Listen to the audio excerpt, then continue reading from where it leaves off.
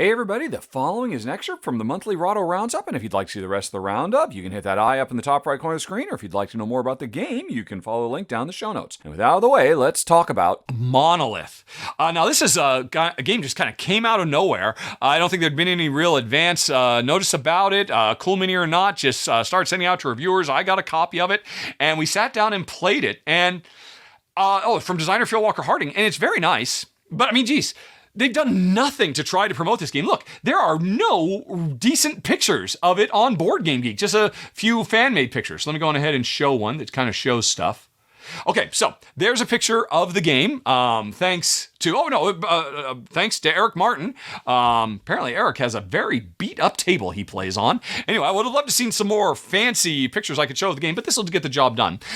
This is a polyomino game, but it is a three-dimensional polyomino game because the polyomino pieces that come in all kinds of shapes that seem very, very similar to traditional Tetris fans can be stacked upwards in addition to spread out left and right. And in fact, we are building on very, very tiny little 4x4 grids. So ultimately, the game is over once one player has created a perfect cube by laying all these things down, but also building upwards. And it's sharp. The presentation of the game is lovely. All the polyomino pieces, I don't know if you can quite tell in this picture, are there any ones that show it a little bit better, have these wonderful little etched runes on them that look really, really nice. And there's a million... The interesting thing about the game is, this is not the first time we've seen polyomino games. This is not the first time we've seen stackable 3D cube-making polyomino games. But what's really interesting about this game is you have the opportunity to grab these score chits that are on this central board. And as soon as you grab one, you install it on one of the four sides of your little player board. And what that means is, at the end of the game, you will score that many points if that side of your final cube does whatever needs to be done.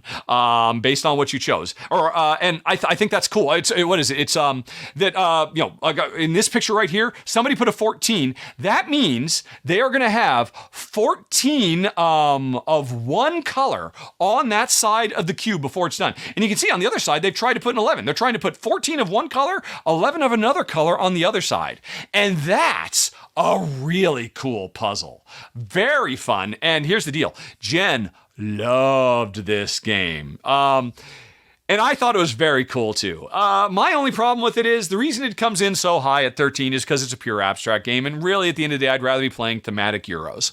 But if I loved abstracts more, this would be a top 10 of the month. It'd be a top 5 even, because Phil Walker-Harding, he does great tile laying games. He's Mr. Barron Park, and taking it into 3 dimensions, but with this really cool push your luck, because you want to grab those tokens as fast as you can so you can get the big points. But then you've got to commit, and trying to make sure you've got the right number of colors on each side is mucho challenging and very, very fun and puzzly. So if you like abstract games, or if you just like really wonderful productions of three-dimensional, if you want to build a Rubik's Cube out of Tetris pieces that looks lovely and is very puzzly, you might want to check out number 13 of the month, Monolyth. And thanks for watching, folks. If you enjoyed it, please like and subscribe. It makes a huge difference, believe me. But with that out of the way, if you'd like to see some more, over on the left, you can find a playlist of a whole bunch more Rahdo Rapid reviews. Up in the top right, there's the latest thing that's been added to the channel. And in the bottom right, you've got something YouTube recommends. Okay, folks, thanks for watching.